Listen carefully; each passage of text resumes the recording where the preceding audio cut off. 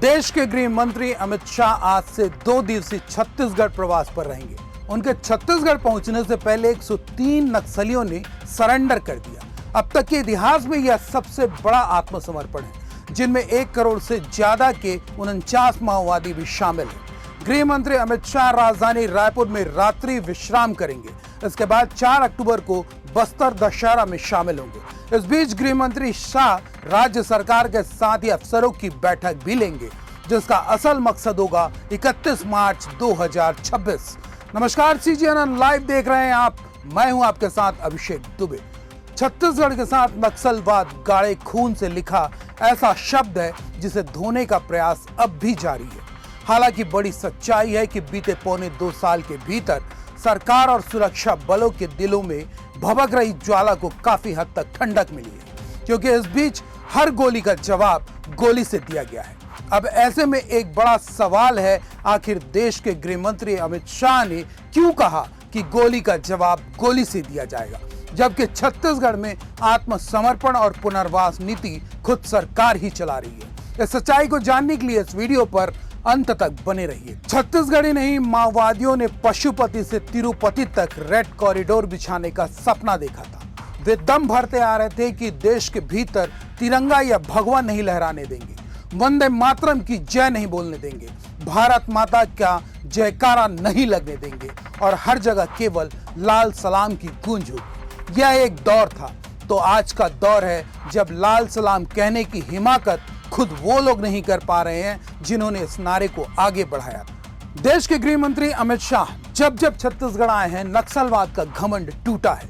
चाहे सुरक्षा बल की गोलियों के माध्यम से हो या फिर खुद नक्सली विचारधारा से बाहर आकर नक्सलियों के आत्मसमर्पण के माध्यम से ही क्यों ना हो। इसका सबसे बड़ा उदाहरण आज सामने आया है, जब एक साथ 103 माओवादियों ने हथियार डाल दिए, जिनमें 49 नक्सली ऐसे हैं जिन पर 1 करोड़ से ज्यादा का इनाम रखा गया। अब बात अमित शाह के उस बयान की जिसमें उन्होंने कहा कि गोली का जवाब गोली से देंगे, जबकि खुद गृह मंत्री शाह ने कहा था कि जो लोग भ्रमित विचारधारा को छोड़ना चाहते हैं, हथियार डालकर समाज की मुख्य धारा में शामिल होना चाहते हैं, उनका स्वागत लाल कारपेट बिछाकर किया जाएगा। तो अब ऐसा क्या हो गया जो अमित शाह को कहना पड़ गया कि गोली का जवाब गोली से दिया जाएगा? आइए सुनाते हैं गृह मंत्री की पूरी बात। जो वामपंथी भाई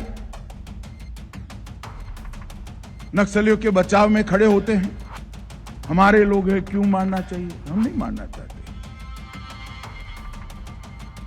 290 मारे गए क्योंकि उनके हाथ में हथियार थे। 290 के सामने 1090 गिरफ्तार किए। जहां गिरफ्तारी संभव थी वहां हमने गिरफ्तार भी किए हैं और वो आज कानून की कोर्ट में। और उसके साथ 1090 के साथ 881 सरेंडर कर दिए। ये बताता है कि सरकार का अप्रोच क्या है। सरकार का अप्रोच ये है कि हम पूरा प्रयास करते हैं नक्सली को अरेस्ट करने का, सरेंडर कराने का, मौका भी देते हैं, एक अच्छी सरेंडर पॉलिसी भी लेकर आए हैं। मगर जब आप हाथ में हथियार लेकर भारत के निर्दोष नागरिकों को मारने के लिए निकलते हो, तब सुरक्षा बलों के पास और कोई चारा नहीं होता, गोली का जवाब गोली से ही देना होता है। देश के गृह मंत्री अमित शाह के इस बयान के ठीक बाद छत्तीसगढ़ के गृह मंत्री विजय शर्मा का बड़ा बयान सामने आया था, जिसमें उन्होंने कहा था कि युद्ध विराम की कोई योजना नहीं है, बस्तर में खून खराबा बंद होना चाहिए और पुनर्वास नीति अपनाकर नक्सली सरेंडर करें। और इसके 3 दिन बाद ही बीजापुर जिले में 1 करोड़ से ज्यादा के इनामी 49 समेत 103 नक्सलियों ने आत्मसमर्पण कर दिया। तो दूसरी तरफ नक्सलियों के खिलाफ ऑपरेशन के लिए DRG का गठन किया गया है। इसमें जवानों के साथ आत्मसमर्पित नक्सलियों को भी रखा जाता है और जब से ऑपरेशन तेज हुआ है तब से बड़ी संख्या में नक्सली मारे जा रहे हैं, जिसके चलते नक्सली संगठन ने पत्र जारी कर इस बात को स्वीकार किया है कि आत्मसमर्पण करने वाले नक्सली ही उनको सबसे ज्यादा नुकसान पहुंचा रहे हैं। यह जानकारी आपको कैसी लगी कमेंट कर जरूर बताएं। साथ ही ऐसी अन्य जरूरी खबरों के लिए चैनल को लाइक, शेयर और सब्सक्राइब करने से परहेज न करें। नमस्कार।